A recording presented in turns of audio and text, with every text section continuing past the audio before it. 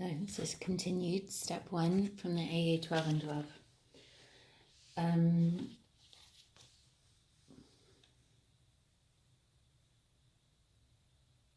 So we were talking about self-confidence, and that we had, that a lot of people come to slaa hoping to find tools that will help them, have more self-confidence, have more self-control, feel less needy or promiscuous, or whatever our particular pattern is. Often it's a mixture of a whole spectrum of challenges with intimacy, and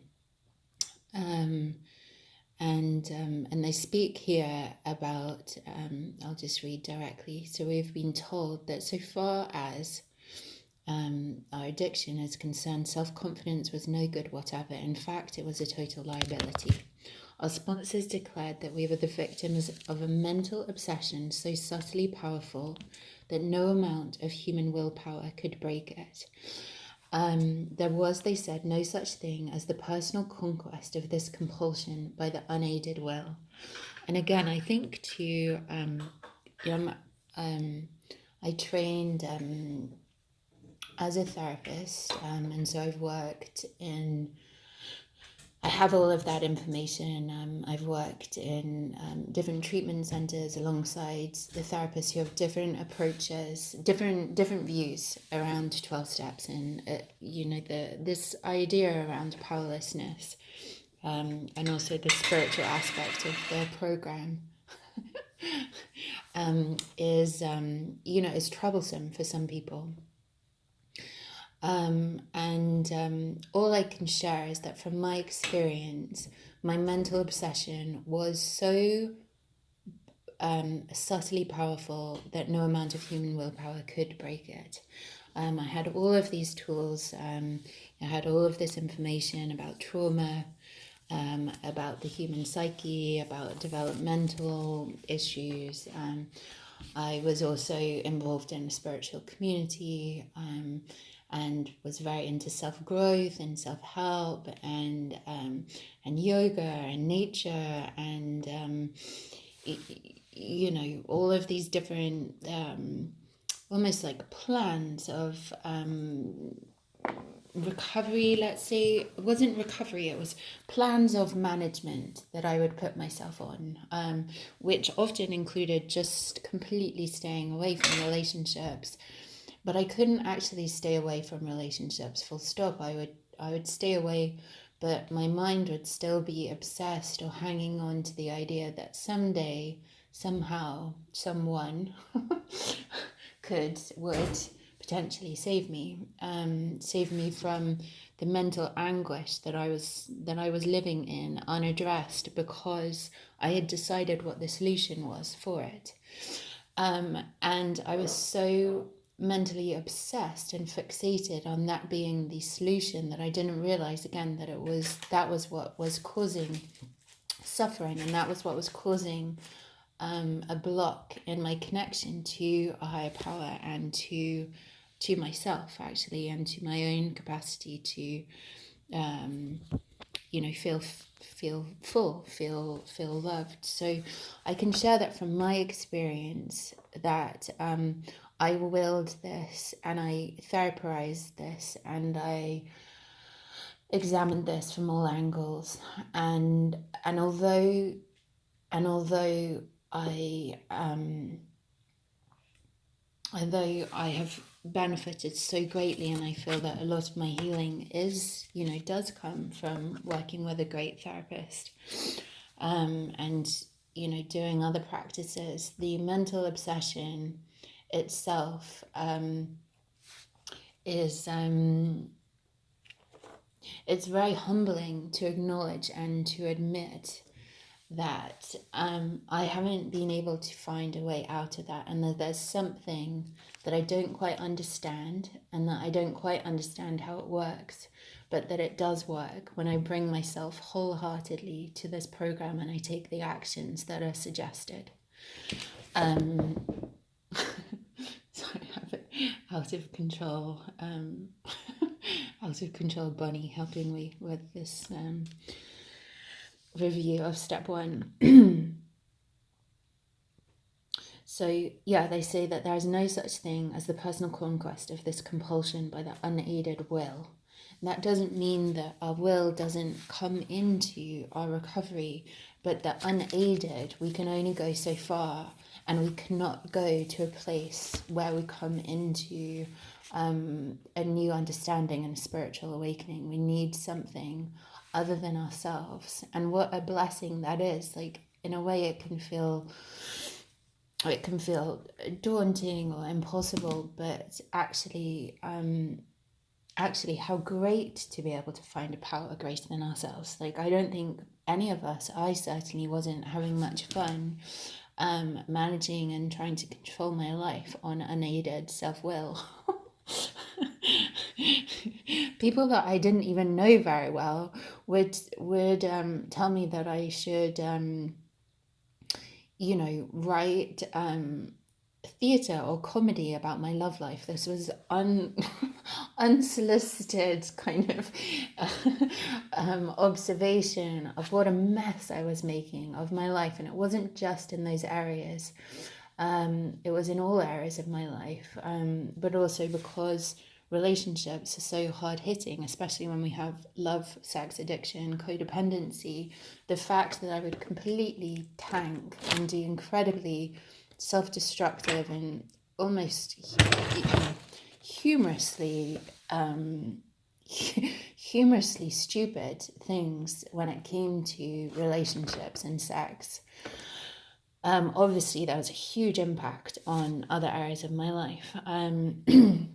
And so I spent years in and out of slaa, not quite understanding the nature of this addiction, not quite understanding the solution and what sobriety and recovery was, and not understanding, or maybe not being able to completely surrender my attempts to fix and control this. And what they're saying here is that that there's no such thing as the perfect conquest of this compulsion by the unaided will, that we do need to surrender our ways of not only managing and controlling ourselves and our lives, but also trying to manage and control our addictions and our recovery. So they also talk here about that our sponsors pointed out our increasing sensitivity to this addiction, and that's definitely what I've experienced. That the part of my brain that is capable of making wise and sensible choices when it comes to even understanding and experiencing love and connection and relationships, that in addiction has got more and more atrophied, and the level of pain and unmanageability has become ever and ever increasing, so that what might have just been a little surface injury kind of 10 years ago becomes a huge gaping wound as I progress in my addiction. My tolerance for the insanity and unmanageability of the addiction gets more and more, the situations get more and more potentially damaging, and more and more degrading potentially. So they're talking about that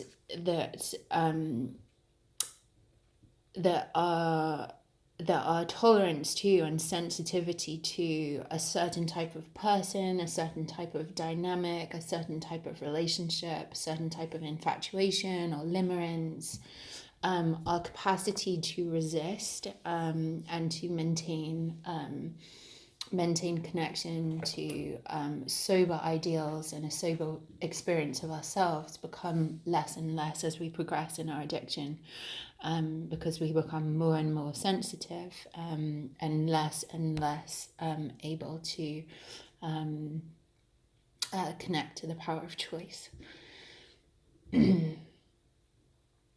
So they talk about with alcohol that it's an allergy, and I know that in step one we can almost look at certain types of dynamics that almost like trigger our mental obsession and our craving and our particular allergy, which I almost experience as an inflammation of the nervous system, an inflammation of craving, of pain, of obsessive thinking, of obsessive attempts to control the uncontrollable, huge amounts of delusion and denial and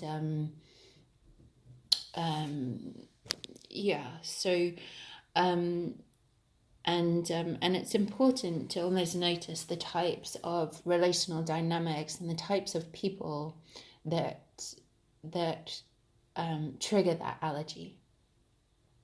And for a lot of us in sex and love addiction, there is a huge inflammation of our attachment systems and of our nervous systems and past trauma when we're engaged with people in very ambiguous ways, or when there's intensity not matched with commitment, hot and cold dynamics, just a lot of the ways of practicing relationships that we think are, and that are slightly culturally endorsed, in terms of getting into a romantic or sexual engagement very quickly without much care or protection of self or real understanding of what we're actually looking for, who we are, what our standards are around that, and how we would like to be treated.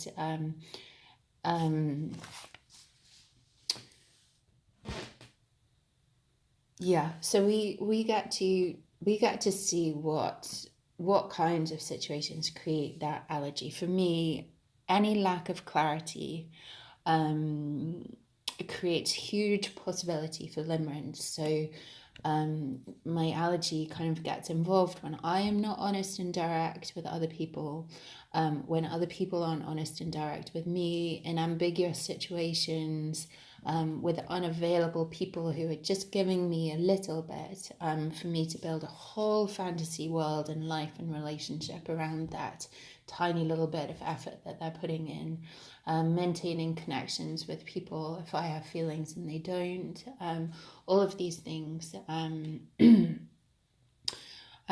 being, anyway, we'll come to that later.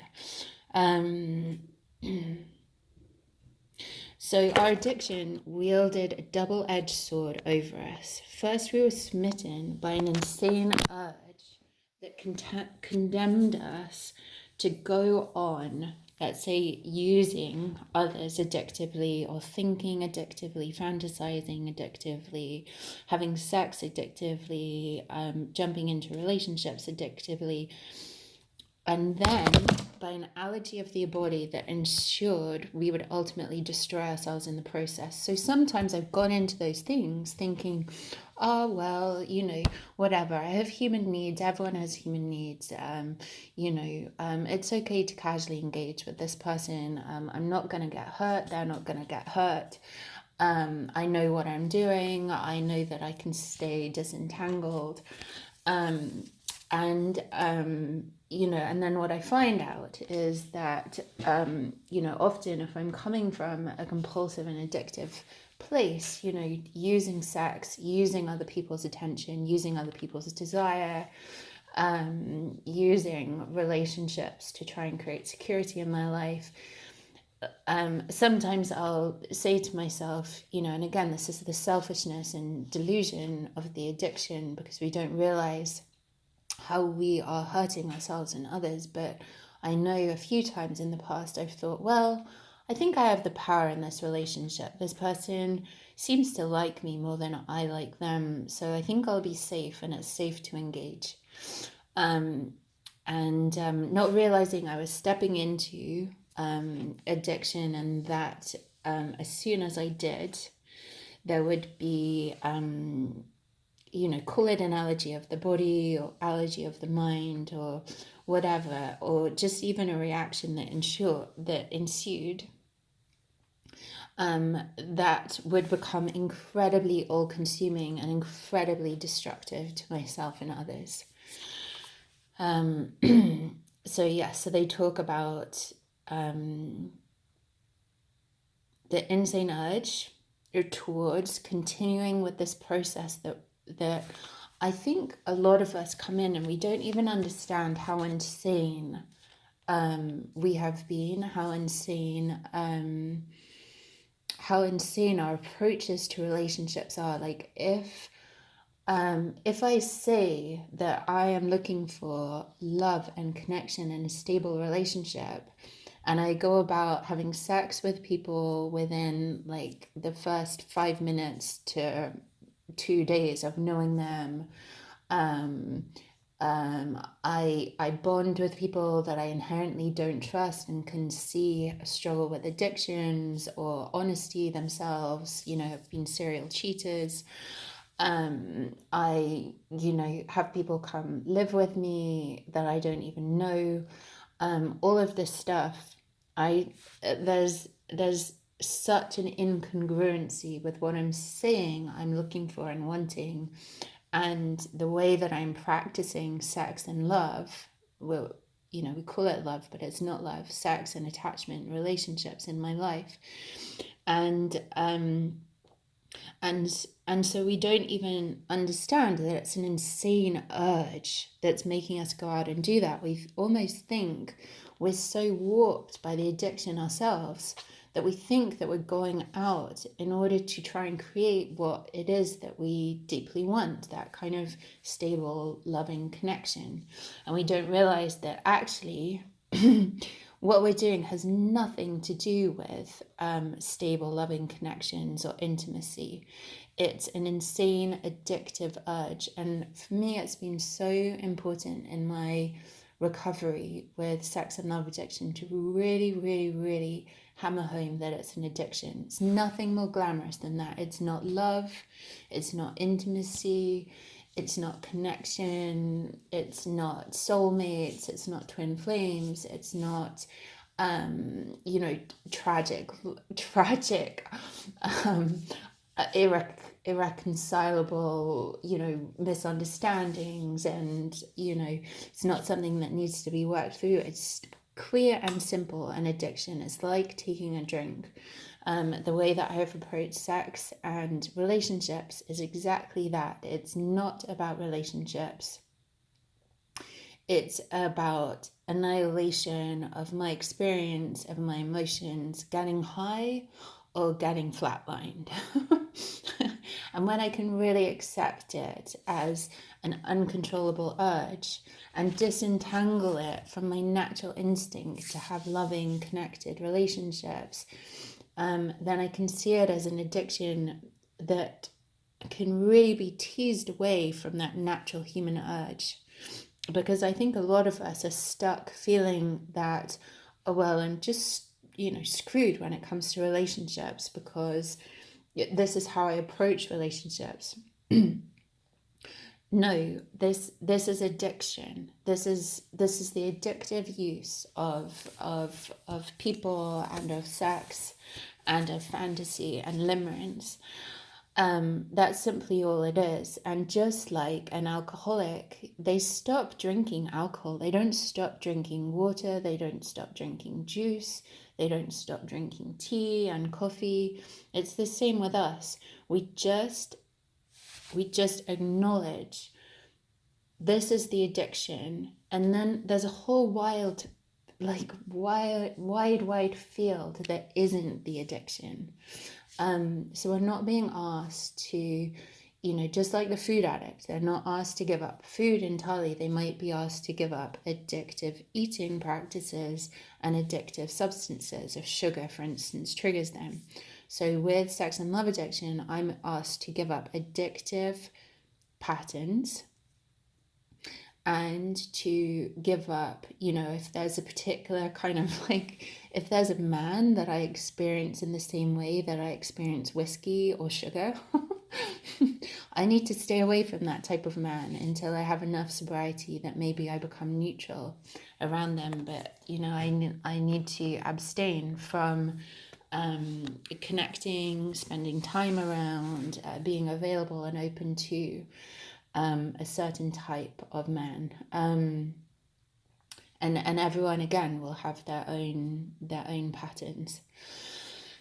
But we can disentangle that urge to use our addiction from the natural instinct to connect. They're two very separate and different things, but we place them and like wedge them together in our understanding of relationships, and they're actually two very different things. In my experience.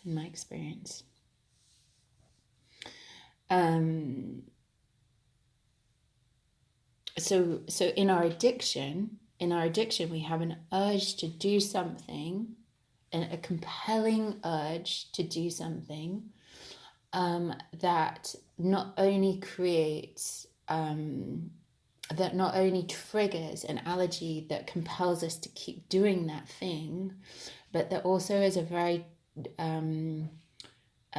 it's a disconnecting and destructive thing that we're compelled to do.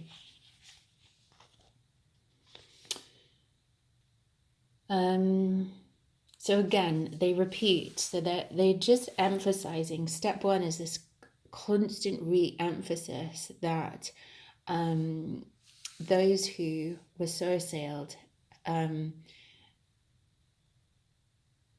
few indeed were those who so assailed had ever won through in single-handed combat. So again, it's just this constant reminding of our inability to self-will ourselves out of sex and love addiction and codependency.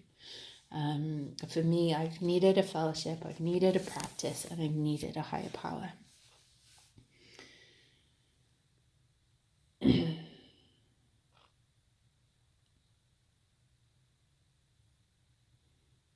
So again, they say again, it was a statistical fact that alcoholics almost never recovered on their own resources.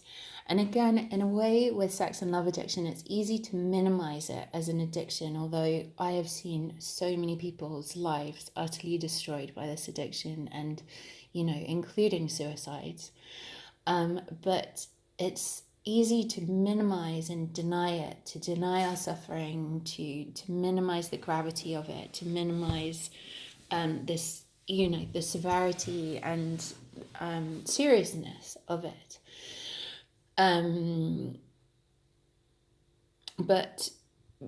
But we are just like other drug addicts, just like other alcoholics. We're sick with a serious disease. Addiction is a very, very serious, illness, or, way of coping with life experiences that has taken on a life of its own and become very destructive. And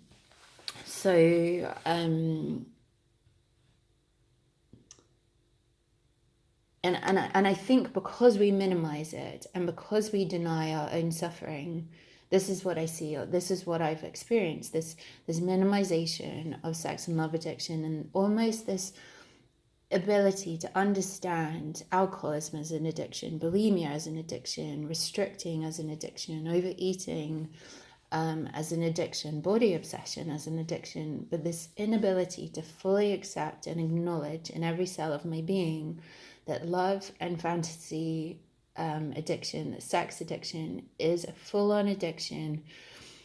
I think I was always holding out there. I just need to heal my attachment style, heal my relational trauma. And I'm not saying that isn't hugely helpful, but it's kind of minimizing. For me, what it did was minimize the severity of my addiction and block me from my capacity to actually surrender and engage with a solution that would take me out of the addiction. I spent years and years, even within the program, not realizing it, but I was trying to recover on my own resources. And when I look, for instance, at members of my family who are still active in their addiction, and it's very, very painful. for them, and it's painful to witness. I love them a lot. And I see how they are trying to combat this through, through their own resources, through unaided help. And I feel really sad for them, that, because from the outside I can almost see, like, as the years roll on and they're still engaged in this single-handed battle, how much more ground their addiction wins in their life, and how they deserve to have support, and they need support. From the outside, that is clear. But when I was dealing with active sex and love addiction and codependency, I believed somehow that I should be able to solve this problem, and that I didn't deserve support, and that I didn't, and possibly that no one could give me the type of help that I needed. I'm not sure. But yeah, this driving home of the fact that that is so important, was so important for me to accept in order to recover. It's coming into a new way of logic that doesn't always appeal to our rational mind, but it's almost like only through accepting that was I kind of rocketed into recovery. So just understanding that that we can't, and that we don't have to do this alone anymore. I think as well that we almost try combating this alone because there can be this release and relaxation, but also we've become used to a certain type of suffering in the addiction. And when we come into the solution, and we come into being held and loved by a fellowship and by ourselves and by a higher power, there's a vulnerability there, and there are past pains that emerge, and there's sadness that emerges, and there's tears and grief, and we have to come out of, I had to come out of, this kind of shock almost, and like deep sadness and shock of the way that I had been treating myself and talking to myself, and what kinds of things and relationships and people I had been exposing myself to, and the ways that I'd also violated other people's boundaries, and had utterly crazy demands on other people, or done really degrading things, or all of that comes, it doesn't stay, but it has to pass through our being when we start to accept and receive outside help, like help from fellows and help from a higher power, and help through just grace, the grace that comes into our lives when we surrender. And